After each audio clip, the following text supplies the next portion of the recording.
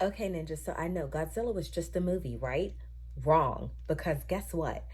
If we don't handle our signs of burnout, then the monster that we see in the movie becomes us, and then we look like that monster to our children. So I'm thinking that you better meet me inside so we could talk about what those signs are. We got to get rid of this burnout. See you inside, Ninja. You got this.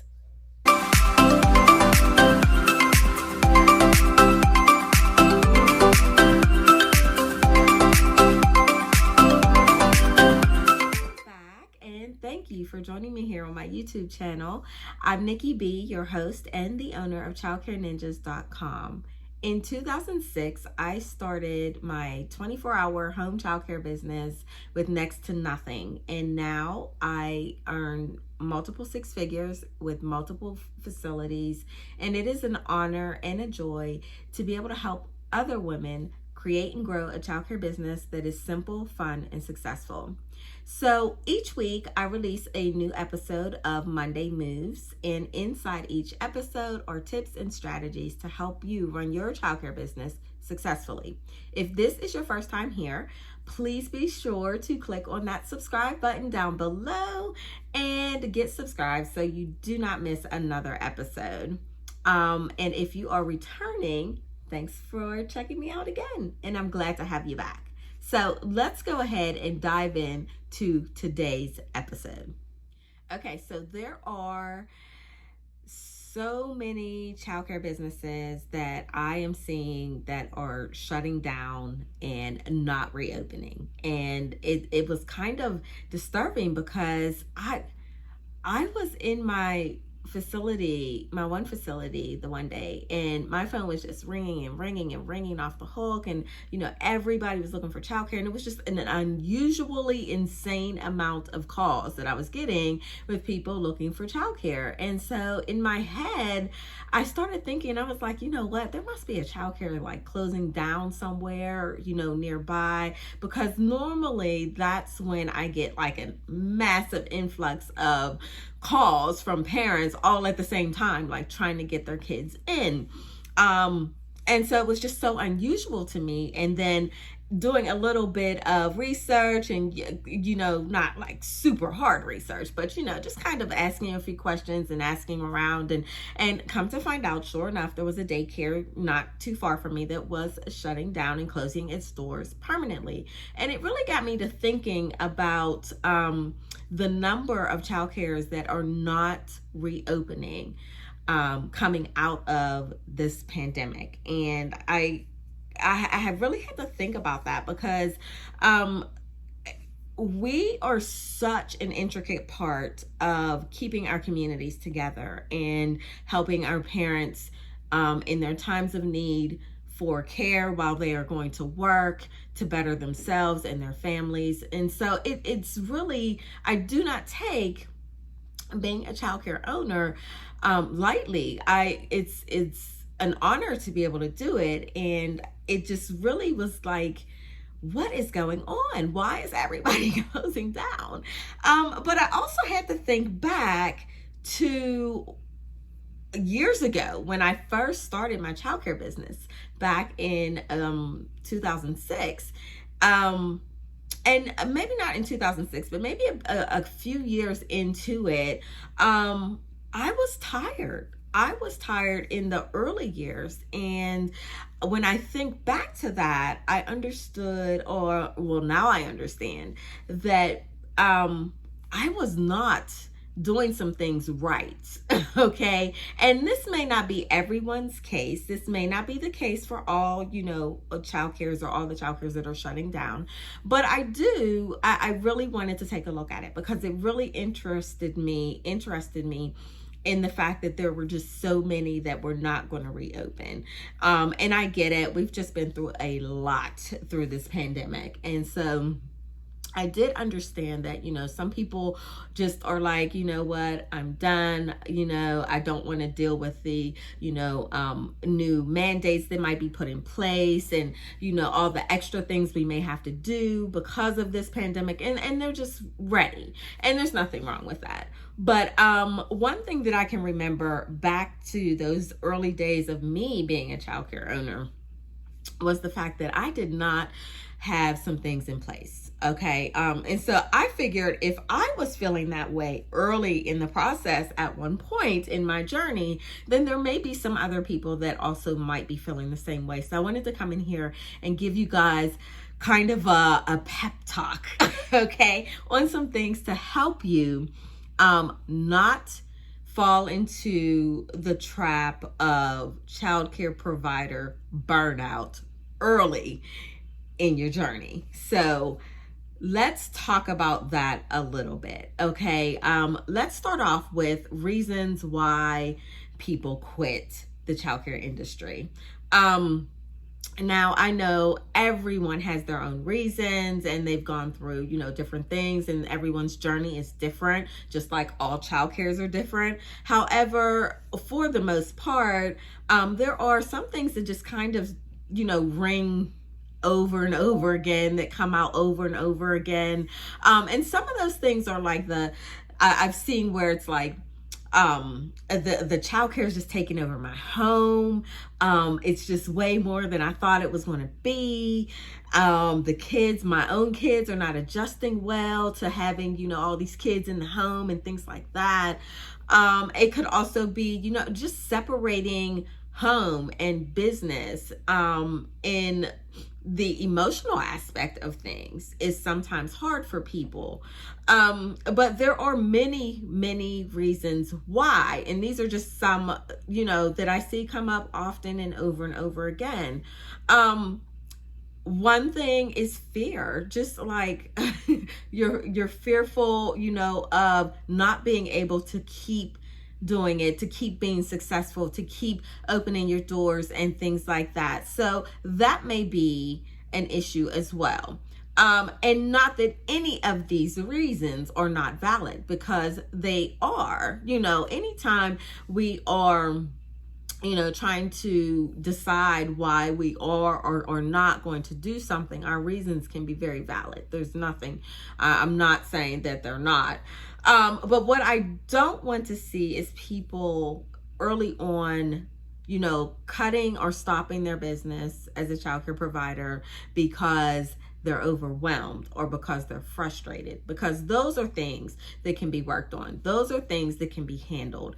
Those are things that with a little bit of tweak and a little bit of changes, you can overcome. So when we quit, or when people do quit their childcare business, oftentimes it stems from what I see as like three main things. One is a lack of systems that help you run your business efficiently and effectively. The other is a lack of delegating because we like to do everything ourselves. And also a lack of self-care. And I have to admit that a lack of self-care is one of the biggest things that I was dealing with in the very beginning years of my childcare business. I was go, go, go. I was always open. I told you it was 24 hours when I first started. I had nighttime kids. I had overnight kids. I had daylight kids. I was just go, go, go. But in that go, go, go, I was not taking good care of myself. And so after, we can only go so long before our bodies and our minds and our attitudes shut down. So it is self-care in the childcare industry is so important, and it is something that we do not talk about, one, and it's also something that we do not do easily.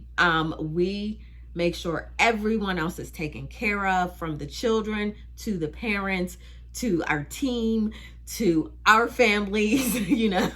Everyone else is taken care of, but we do very little to take care of ourselves. And that was my issue in the very beginning. So for the first couple of years, I took no vacations whatsoever. I was open all the time.